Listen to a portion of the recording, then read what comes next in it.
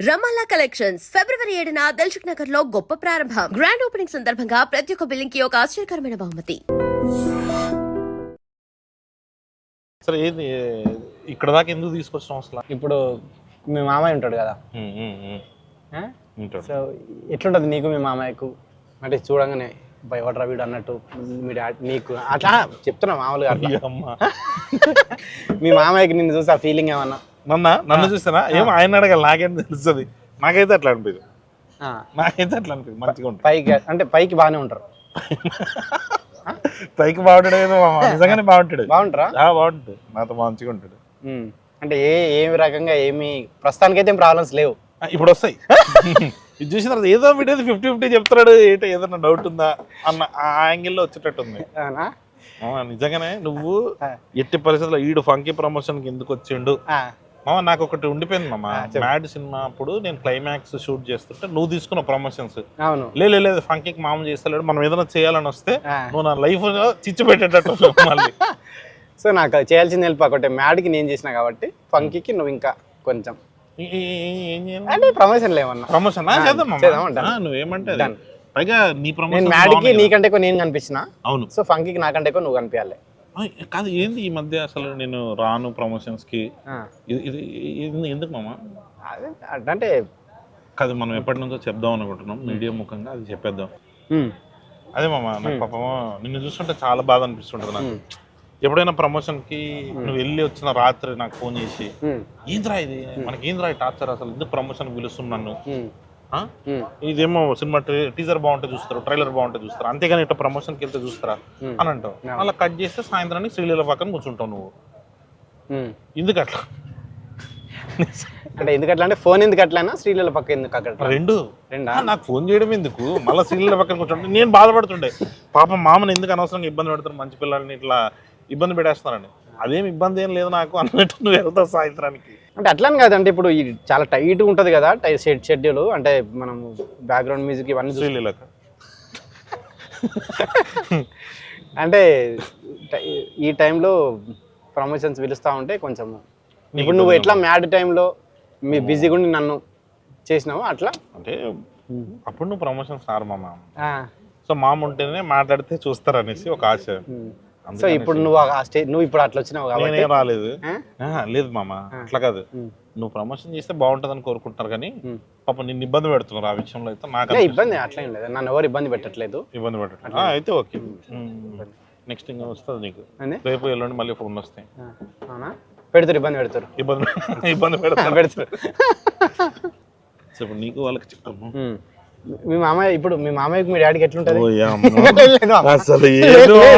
మాట్లాడుతున్నా, మీ మామయ్యకి మీ డాడీకి బావా అని పిలుచుకుంటారా? బావగారు అంటే వాళ్ళు ఈస్ట్ కదా, బావగారు పిలుచుకుంటారు. ఈస్ట్ సైడ్ బావగారు, మా సైడ్ గారు అన్నారు. బావ. సో మీ ఇప్పుడు రండి అని కూడా అంటారా? సో ఇప్పుడు అటు సైడా? సో మీ డాడీ మీ మామయ్య ఇప్పుడు కొట్టుకోలే? ఇంకా కొట్టుకో ఇప్పుడు వరకు అయితే కొట్టుకోలే. కానీ నేను వస్తామా అమ్మా, నేను వచ్చి నేను ఒకసారి నన్ను పిలవలేవు మీ ఇంటికి లంచ్కి, పెళ్ళైంది. నేను ఎందుకు పిలవలేదు మామ నిన్ను? నువ్వు ఎప్పుడు వస్తే అప్పుడే లంచ్. మరి మీ ఫ్యామిలీ అందరు ఉన్నప్పుడు చెప్పు. మీ అత్త, నువ్వే కదా పెళ్లి పెద్దవి. మీ అత్త మామ అమ్మ నన్ను అందరు వచ్చినప్పుడు పిలువు మమ్మ. ఎందుకు చిచ్చు పెడతావనా? సరే, అత్త మామ అమ్మ నాన్నతోని మీ ఫ్యామిలీ అందరితో నేను మాట్లాడుకోవడం చిచ్చా అనుకుంటే నేను పెట్టింది లేదు మా. ఒకసారి వచ్చి మాట్లాడాలనుంది. నేను ఎప్పుడు మోనికాని కూడా కలవలేదు, చాలా రోజులు అయింది. కలిసి ఒకసారి మాట్లాడి కొంచెం ఫ్యామిలీ మన పని చేద్దాం. మన సినిమా ఫ్యామిలీ గురించి కాబట్టి, ఫ్యామిలీ వాల్యూస్ కాబట్టి మీ ఫ్యామిలీ అందరితో నువ్వు ఇంటర్వ్యూ చేద్దాం. గలీజ్ అనిపిస్తాయి కదా మామకి, చేసుకోలేదు అంటే మా ఫ్యామిలీతో చేస్తే గలీజ్ అనిపిస్తుంది, మీ ఫ్యామిలీతో మంచిగా అనిపిస్తుంది, ఎంటర్టైనింగ్ గానే ఉంటుంది. చిచ్చు పెట్టచ్చు కాబట్టి. మామ ఫ్యామిలీ అంటే గుర్తొచ్చింది. అవును, అంటే ఇది చాలా పెద్ద రూమర్. నీకు చింటూ పింకీ అని 2 పిల్లలు ఉన్నారని వార్త నిజమేనా? ఎక్కడ? లండన్ లో. లండన్ అన్నా? లేదు అంటే తల ఇంకా కరెక్ట్ ఎట్లు పోలను ఇంకా ఇది ఎస్ అన్నట్టుందా? సరే నీకు పెళ్ళి అనుకున్నా, పెళ్ళి అయినాక కొంచెం మారుతావు, బుద్ధి వస్తుంది అనుకున్నా, కానీ నీకు ఇంకా నువ్వు మీ డాడీతో నీలాగే ఉన్నా ఇంకా మీ డాడీతో మాట్లాడదా? చెప్పు నువ్వు ఎట్లుండాలి మా ఒక హెడ్ మాస్టర్ కొడుకు అంటే ఎట్లుండాలి? నువ్వు నలుగురు మధ్యన పోతే రేపు ఇప్పుడు ఇంటర్వ్యూ చూస్తే మీ డాడీ వాళ్ళ ఫ్రెండ్స్ ఏమనుకుంటారు? మీ కొడుకు సార్ చిల్లర గాడు తలెత్తుకోకుండా తిరుగుతుంటాడు పాపం. అంతే కదా. అంటే ఫస్ట్ నేను మంచిగా ఉంటుండే మామ, నువ్వు కూడా హెడ్ మాస్టర్ కొడుకు ఉండొచ్చా మనం ఇట్లా ఒక ఫీలింగ్. ఓహో మనకు నచ్చినట్టు ఉండొచ్చు, బయట కూడా తిరగచ్చు ఇట్లా చిల్లర సో మన ఇద్దరం హెడ్ మాస్టర్ కొడుకులమే కాబట్టి చెప్పు, ఒక హెడ్ మాస్టర్ కొడుకుగా నీ ఫీలింగ్ ఏంది? టీచర్, గవర్నమెంట్ టీచర్ కొడుకుగా నీ ఫీలింగ్ ఏంది? హెడ్ మాస్టర్ గా ఉన్నప్పుడు మీ డాడీ మా డాడీ చేసిన ఒకే ఒక పని ఏం తెలుసా? ఇద్దరు same to same childhood drama. బేకరీలో వెళ్ళి కూర్చుంటే వాడు బేకరీలో కూర్చుంటే సార్ వాడు రేపు ఏ బార్కు పోతాడని అదే మాట నేను కూడా విన్నామమ్మా. అప్పుడు ఒక కనెక్షన్ ఫామ్ అయింది, సేమ్ టు సేమ్ మనలాగే ఉన్నాడు. సో ఒక హెడ్ మాస్టర్ కొడుకు ఈ రోజు మనం డైరెక్టర్లు అవ్వడం అన్నది చాలా మంది టీచర్లను బాధ పెట్టినట్టే. వీళ్ళని చూసి ఇంకెవరు తయారవుతారో అని చెప్పేసి మన వాళ్ళు స్టార్ట్ అవుతారు కదా. లేదు, చాలా మంది టీచర్లు హ్యాపీ కూడా అవుతారు. అంటే నీకు ఇది వచ్చేదా స్కూల్లో పండిత ఇదని ఆన్సర్ చెప్పకపోతే పొరపాటున పుత్ర పరమశివుడా నాకు కూడా అది వచ్చేది. ఏదన్నా పొరపాటున ఆన్సర్ చెప్పకపోతే పండిత సూత్ర పండిత పుత్ర పరమశివుడా. అది టీచర్లు చెప్పి ఎంత హ్యాపీ ఫీల్ అవుతారు. అది అదొక దాంట్లో ప్లేజర్. ఎప్పుడన్నా అది చెప్పే ఛాన్స్ రాకపోతే, ఇప్పుడు ఛాన్స్ రాలేదు ఈ రోజు, అరే అది చెప్పు ఆన్సర్ సంబంధం లేని ఒకటి అడిగి పండిత పుత్ర పరమశివుడా అయిపోయింది ఈ రోజుకి. ఒక ఇంగ్లీష్ సార్ వచ్చి ఫస్ట్ 2 ఆన్సర్లు చూసిన మామ, తప్పు రాసిన. తర్వాత 23 ఆన్సర్లు రైట్ రాసిన. 23 ఆన్సర్లు రైట్ వచ్చిన తర్వాత వదిలేస్తాడేమో అనుకున్నా. ఫస్ట్ 2 కొట్టిండు, మిగతా రైట్. అప్పుడు మళ్ళీ కొట్టి ముందు 2 ఎందుకు తప్పు రాసినాం. ఇప్పుడు ఏదైనా నువ్వు చేస్తే మిగతా వాళ్ళు ఓకే, వాడు 20 వచ్చినా ఓకే, బట్ నీకు 23 వచ్చినా తక్కువే. సో అట్లా ఒక మా సార్కి చాలా ఇది ఉంటుండే, ఆ పండిత పుత్ర పరమశివుడా అనేది యూజ్ చేయాలని చాలా ఫ్యాషన్ అనమాట. అవును. సో నన్ను ఎప్పుడో ఏదో రకంగా నేను ఆన్సర్ అడిగితే కొట్టేటోడు. ఎన్ని ఆన్సర్లు చెప్పినా తెలియని ఒక క్వశ్చన్ అడిగి కొట్టేటోడు. ఒకరోజు అన్ని చెప్పినా కానీ అరే పండిత పుత్ర పరమేశ్వర సార్ అంటే అప్పుడు కొట్టిండు అట్లా. సో ఏదో రకంగా ఆ పదం యూజ్ చేయాలి, హ్యాపీ ఫీల్ కావాలి అట్లా. అది మా సార్లు కూడా అట్లనేనా మాక్సిమం.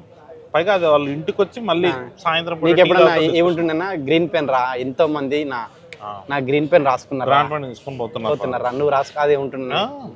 అది ఆబ్వియస్లీ కదా మామ, హెడ్ మాస్టర్ ఇవ్వడమే అది మనకు శాపం.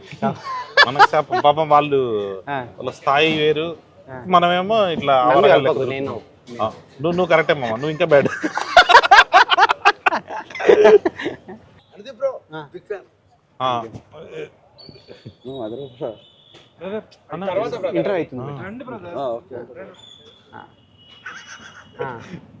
నాకు ఎందుకు ఇంటర్వ్యూ తర్వాత ఏం మాట్లాడుతున్నారా మీరు సంబంధం లేకుండా?